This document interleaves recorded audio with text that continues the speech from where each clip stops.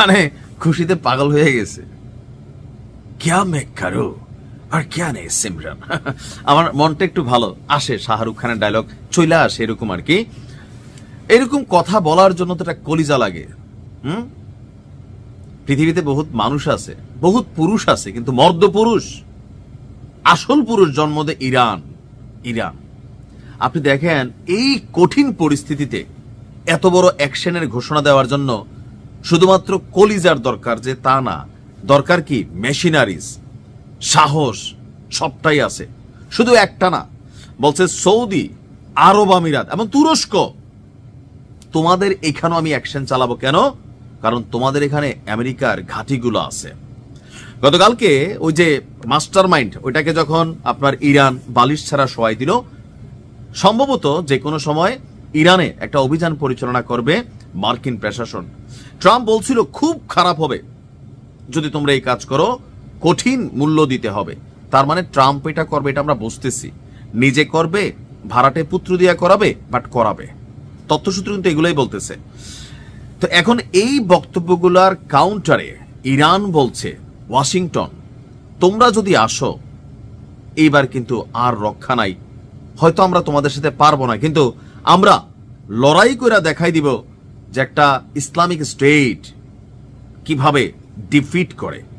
দর্শক, ইরান বলছে যে ওয়াশিংটন যদি ইরানে কোনো অভিযান চালায়, তবে এই অঞ্চলের আরব দেশগুলোতে থাকা যতগুলা ঘাঁটি, এর মধ্যে আপনার সৌদি, তুরস্ক এবং আরেকটা দেশের নাম বললাম যেটা, সেটা হচ্ছে আরব আমিরাত, সবগুলাই কিন্তু এজেন্ট। ইসরায়েলেরও বন্ধু, তুরস্ক ইসরায়েলের বন্ধু, আরব আমিরাত তো ভালো বন্ধু, সৌদিও বন্ধু, আবার আমেরিকারও তারা খুবই ভালো বন্ধু।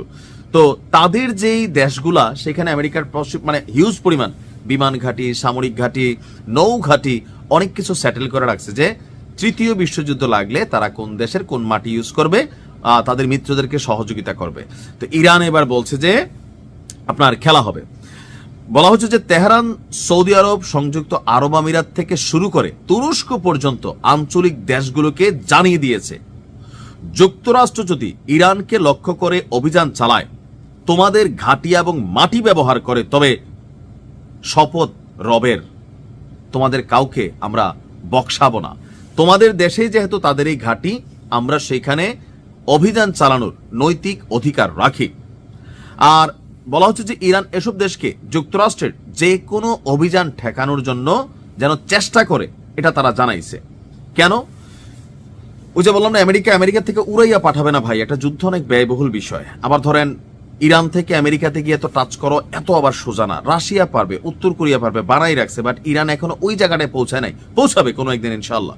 কিন্তু রাইট নাও তাদের একটা উঠতি সময়, এই যে ঝামেলা, কয়েকদিন পরে পরে যুদ্ধ হচ্ছে, একটা যুদ্ধের ব্যয়ভার, রাষ্ট্রীয় ক্ষতি বিলিয়ন ডলার, এইটারে ঘাটতিটা কাটাইয়া আবার দাঁড়ানো, অর্থনীতিকে, জনগণকে খুশি রাখা, দ্রব্যমূল্যের দাম সহনীয় পর্যায়ে রাখা, এটা কি কঠিন না? কঠিন তো।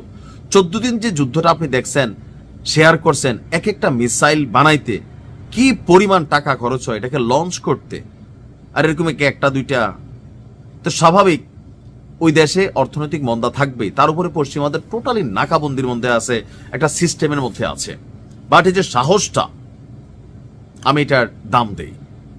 সেজন্য বলি যে পুরোটা বিশ্ব, আরব বিশ্ব পর্যন্ত লাইগা পড়ে উঠছে কেমনে ইরানরে একটু পিছনে নেওয়া যায়, কোমরটারে একটু বাঁকা করে দেওয়া যায়।